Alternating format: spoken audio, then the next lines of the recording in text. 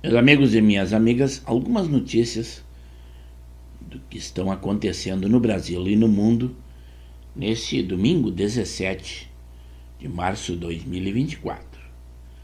Nas semifinais do Gauchão, neste sábado, no dia 16, o Grêmio venceu em 2-1 o Caxias, lá na Serra. Hoje, no final da tarde, será a vez do Inter enfrentar a Juventude, também lá na Serra. Mas isso é do futebol. Na política, nós temos que o primeiro-ministro de Israel, Benjamin Netanyahu, ele diz que o Hamas é quem está dificultando um acordo de reféns, mas o país vai continuar tentando, uma vez que num encontro que houve recente, representantes do Hamas se retiraram da reunião. Mas também o ministro de Relações Exteriores do Brasil, o Mauro Vieira, ele está visitando Ramallah, lá na Palestina. Ele terá uma viagem de 5 dias. Irá depois para a Jordânia, o Líbano, a Arábia Saudita. Ele vai se encontrar no dia de hoje com o chanceler palestino Wal Malik. Mas não esqueça que o território da faixa de Gaza é dominado pelo grupo terrorista, o grupo Hamas. Mas nessa viagem que fará o chanceler, segundo o presidente Lula, ele vai tratar temas de cooperação técnica, comércio e investimentos. Ele está bem próximo de Israel, mas ele não vai lá porque, pelas declarações do presidente Lula, que é considerado persona non grata em Israel pelo Benjamin, e corroborada por ele. Já numa outra oportunidade, o presidente Lula também foi ao Egito, bem próximo a Israel, e não foi manter esse contato, porque ele já conhece a sua posição. Mas no papel está bem explicado as razões da viagem. Vocês pensam que só a Janja gosta de viajar? Não, ela também fez aquela viagem falando sobre a mulher lá na ONU, representando o Brasil, não como esposa do presidente, mas como socióloga. Mas ela aproveitou e ostentou bastante, o que, segundo dizem, o casal Lula e Janja condena muito a ostentação das pessoas. Ela se apresentou com um sapato, simplesmente um sapato Hermès. Ele custa a bagatela de R$ 8.500 nesse evento. Faça o que eu digo, mas não faça o que eu faço. O sistema de energia registra um novo recorde de consumo neste mês no Brasil, diante dessas ondas de calor que estão aí. O governo federal também promete que está ligando o Atlântico ao Pacífico até 2026 em plano de integração regional.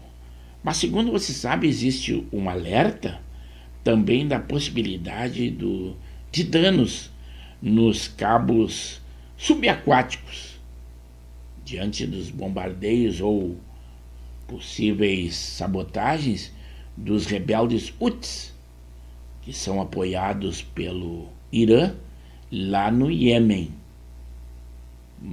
Isto é lá no Mar Vermelho. Mas não esqueçam que nós temos cabos subaquáticos que, se danificados, poderão tornar a internet mais lenta no mundo todo. Nós temos em Fortaleza 17 cabos internacionais que chegam ao Brasil via mar, ou via oceano, mas as usinas de dessalinização que estão sendo construídas poderão prejudicar esses cabos. Em outros países são feitos bem distante dos cabos, o que, segundo o planejamento, não acontecerá aqui no Brasil, que pode nos trazer também alguma preocupação. Também na economia, Mesmo com 15% em vendas, o setor de eletroeletrônicos amarga uma retração em 2023. Diante daquela visita que o presidente Lula fez ao nosso Rio Grande do Sul, na sexta-feira, lá no dia 16, o governador Eduardo Leite, que também é um político, é uma águia na área da política, ambos são, né? Eles dizem, na política e nos governos, não precisamos pensar igual, nós precisamos pensar no Brasil. São palavras ditas pelo governador Eduardo Leite, que ele diz essas palavras, mas o que ele menos prestigia, principalmente na sua gestão aqui, é o funcionalismo público. Escolhidos os novos integrantes do Tribunal Regional Eleitoral do Rio Grande do Sul. Também lamentável a morte daquela jovem indígena lá em Rio Grande, no nosso Rio Grande do Sul. Ela estava comemorando uma formatura na FURGS e queimaduras provocadas por um aparelho de fundir, ela veio a falecer. A Prefeitura de Porto Alegre também assinou um contrato de parceria para a coleta de recolhimento de resíduos de vidro nesta segunda-feira em Porto Alegre. Finalmente, houve um flagrante de um homem. A fiscalização autuou um motorista por descarte de lixo no bairro Farrapos.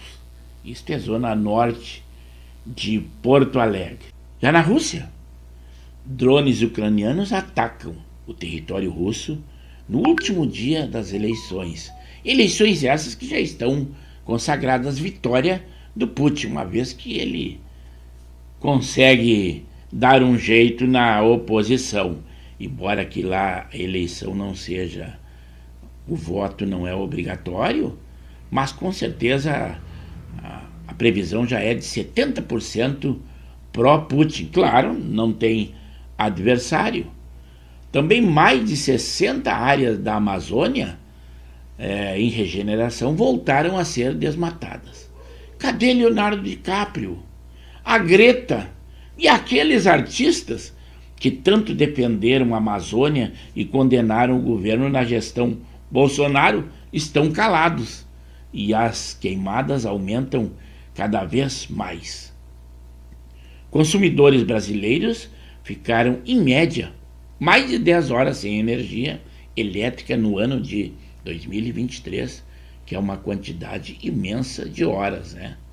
A Procuradoria-Geral da República, a PGR, também diz que Lula tem imunidade temporária e não pode responder por queixa-crime de Bolsonaro. A Rússia também diz, com muito alarde, ter matado grande número de soldados ucranianos. Com o quê? Com uma bomba de vácuo. Também o Ministério da Agricultura determinou o recolhimento de 10 marcas de azeite de oliva, que é um dos azeites mais caros. Se você quer se informar ou tem na sua prateleira, na internet nós temos a lista completa desses azeites. Dando a sua opinião, porque entende de tudo um pouco, o presidente Lula diz que Vini Júnior é vítima de barbárie racista. Claro que ele fala aquilo que agrada as pessoas, ele é muito inteligente, com certeza. É igual aquela cantora Anitta, que antes criticava o governo Bolsonaro. Agora ela, acionada, ela diz que não entende nada de política e não tem por que criticar o governo Lula. Os tempos são outros e o governante é outro. Também o PSDB não está, os tucanos não estão numa situação muito boa. Com a baixa de pelo menos 17 tucanos, o PSDB vive uma onda de adesões ao bolsonarismo. Parece que essa eleição do Eduardo Leite à presidência não apresenta uma boa visualizações. O ex-juiz da Lava Jato, o Sérgio Moro, ele pode ser cassado pelo Tribunal Regional Eleitoral do Paraná provocando uma nova eleição. Lembrando aos senhores que ele vai ser ouvido agora no 1º de abril, dia do bobo, e se cassado, que é o que as probabilidades existem muito grandes, quando houver eleição no Paraná, tão somente no Paraná, haverá também para, além de vereador e prefeito, haverá também para senador, para uma eventual substituição ao Moro pelo Senado do Paraná. Essas são algumas notícias no dia de hoje. Se novas acontecerem e nós acharmos que poderá ser interesse de vocês, aqui estaremos. Obrigado por estarem conosco.